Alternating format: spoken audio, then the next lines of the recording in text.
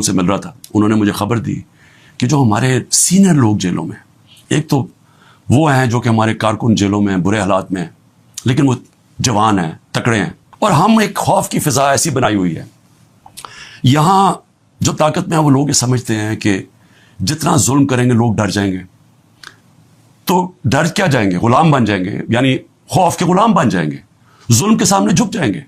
جو میں بار بار مثال دیتا ہوں، جو یزید نے کیا کوفہ کے لوگوں سے، اپنا گورنر بٹھایا، اس نے ان کو ظلم کر کے ان کو سیم کے وہ لوگ بنا دیے جو جانوروں کے اوپر یعنی جانوروں کے لیول پہ پہنچ گئے.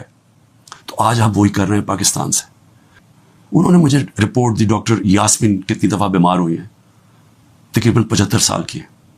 محمود رشید وہ 70 سال سے اوپر ہے، ان کو ہارٹ پرابلم ہے، وہ کس مشکل سے گزر رہے ہیں، بیمار ہوئے کتنی دفعہ. اعجاز چودھری تقریباً 10 kg اپنا وزن لوز کر بیٹھے، ڈائبیٹک ہیں.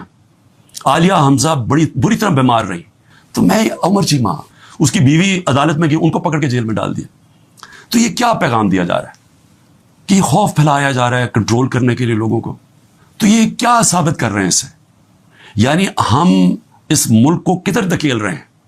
یہ خوف پھیلانے کے لیے اور لوگوں کو کنٹرول کرنے کے لیے ہم آج وہ چیز کر رہے ہیں کہ اپنی پولیس کو تباہ کر رہے ہیں.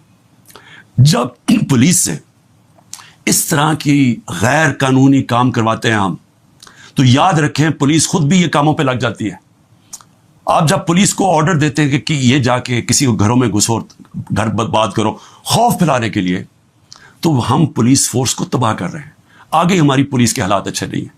آگے ہمیں پتہ ہے کہ ہماری پولیس، آج پولیس کے خلاف نفرت ہو رہی ہے کیونکہ اس سے غلط کام کروائے جا رہے ہیں، اس سے قانون توڑا جا رہا ہے. جن کا کام قانون کو اپ ہولڈ کرنا ہے وہ قانون توڑ رہے ہیں، اور یہ ہر جگہ ہو رہا ہے. یہ ہر جگہ جدھر تحریک انصاف ہے، اس کا 9 میں سے اب کوئی تعلق نہیں ہے. افتخار درانی کو اٹھا لیا، وہ تو میڈیا کا آدمی ہے، اس کا 9 میں سے کیا تعلق ہے. عمران، ریاض، بچے ہیں ان کے، اس کا 9 میں سے کیا تعلق تھا. 9 میں ایک بہانہ تھا، ایک پہلے سے پلان بنا ہوا تھا پارٹی کو کرش کرنا. لیکن پارٹی کرش کیسے ہوگی جبکہ اس کا ووٹ بینک بڑھتا جا رہا ہے، لوگوں پہ ظلم کرتے جا رہے ہیں، لیکن پارٹی تو بڑھتی جا رہی ہے. کیونکہ وہ تب تک فیصلہ نہیں کر سکتے، آرگومنٹس پوری نہیں سن سکتے جب تک ہمارے گواہ پیش نہ ہوں. اب وہ کل کے اوپر پھر ڈال دیے. اب میں صرف یہ کہنا چاہتا ہوں کہ دیکھیں، فیصلہ جو بھی آ جائے گا، کیا میں مطمئن ہوں گا، کیا یہ قوم مان جائے گی اس فیصلے کو. سب کو پتا ہے کہ یہ 200 تقریباً کیسز ہیں. مقصد صرف ایک ہے، کسی طرح عمران خان کو راستے سے اٹھایا جائے. 27 سال سے 3.5 سال گورنمنٹ میں بیٹھ کے پوری کوشش کی کہ طاقتور کو قانون کے نیچے لے کے آؤں، لیکن ایک آرمی چیف کے پاس ویٹو پاور تھی، اس نے نہیں مانا، اس نے نہیں کیا، کیونکہ وہ کرپشن کو یعنی ناانصافی کو برا نہیں سمجھتا تھا. اب دیکھیں ابھی جو حالات ہیں میں قوم کے سامنے رکھنا چاہتا ہوں. یہ سب کو پتہ ہے یہ کیا ہو رہا ہے. 9 میں جب بھی انشاءاللہ کسی دن اس ملک میں آزادانہ تحقیقات ہوں گی، 9 مئی پہ چیزیں سامنے آ جائیں گی.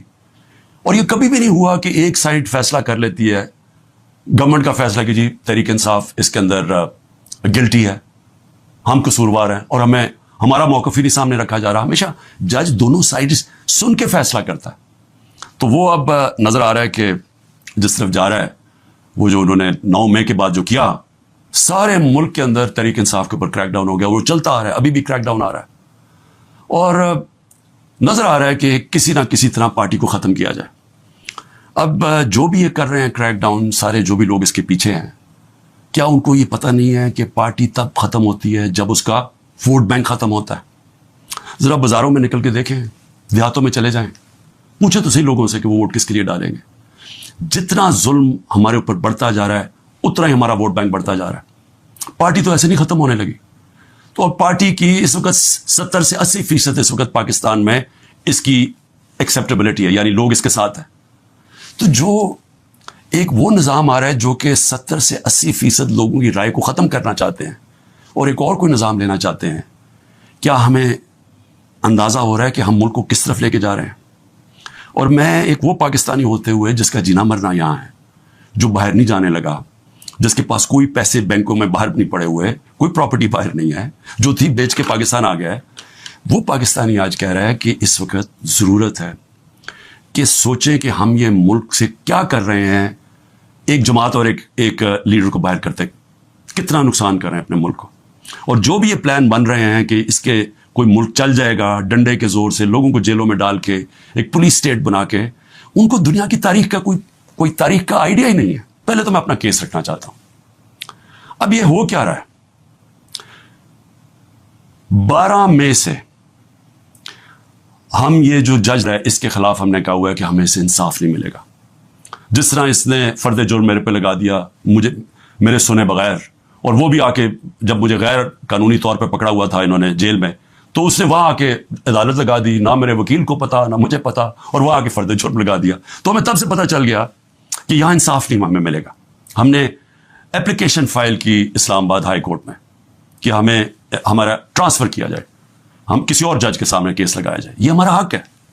لیکن بدقسمتی سے اسلام آباد ہائی کورٹ میں جو چیف جسٹس بیٹھے ہوئے ہیں انہوں نے بھی سب سے زیادہ, جب 9 مئی کو مجھے جس طرح گھسیٹ کے لے کے گئے اور سپریم کورٹ نے کہا کہ غیر آئینی اور غیر قانونی تھا جو مجھے اغوا کیا, اس نے ہائی کورٹ چیف جسٹس اسلام آباد کے ہوتے ہوئے انہوں نے اس کو جائز قرار دے دیا. تو ہمیں تو وہاں بھی بڑے گلے شکوے آ رہے تھے. اس سے پہلے تحریک انصاف کے ہمارے جو الیکشن کمیشن کے کیسز لگے ہوئے تھے, ہمارے جو وکیل انور منصور وہ بار بار کہتے تھے کہ یہاں میں انصاف ہی نہیں مل رہا. جو فورن فنڈنگ کا کیس تھا, ہم سپریم کورٹ نے کہا ہوا ہے کہ سب کے اکٹھے سنے جائیں, سارے جو باقی جماعتیں ہیں Peoples Party P T I اکٹھے سنے جائیں کہ فنڈنگ کدھر سے آتی ہے, ان کے کیس سنے نہ جائیں. یہ عامر فاروق کے پاس لگے ہوئے تھے, ہمیں بڑا اعتراض تھا. پھر اعظم سواتی انہوں نے تو باقاعدہ لیٹر دیکھا کہ مجھے یہاں انصاف نہیں ملے گا. اور پھر جب وہ ہوا, پھر اس سے پہلے ٹیرین کیس جو 3 ممبر بینچ نے, جب 2 ممبرز نے کہہ دیا کہ وہ کیس مینٹینیبل نہیں ہے, جسٹس صاحب نے وہ کیس لے کے بیٹھ گئے. تو ہم نے پھر دونوں کی طرف, ہم نے دونوں ججز کا کہا کہ یہ ہمیں ان امپائرز پہ اعتماد نہیں ہے, یہ ہمارا رائٹ ہے. ہم نے ریکوزل کا کہا. اب آج کیا ہوتا ہے, آج جو سپریم کورٹ میں ہم پہلے جب یہاں سے نہیں انصاف ملا, پھر ہم اسلام آباد ہائی کورٹ گئے, وہاں انصاف نہیں ملنا تھا, ہم سپریم کورٹ چلے گئے. سپریم کورٹ نے کہا کہ جو ہماری پٹیشنز لگی ہوئی ہیں ہائی کورٹ میں وہ سب اکٹھی سنی جائیں. اب آج اکٹھی سنی نہیں گئی پٹیشنز. جو ہماری پٹیشن تھی ٹرانسفر کی, ہماری ریکوزل کی, ہم نے کہا کہ جسٹس عامر کو ہماری نہیں سننی چاہیے ہماری پٹیشنز, وہ بھی ڈسمس ہو گئی, وہ اگنور ہو گئی.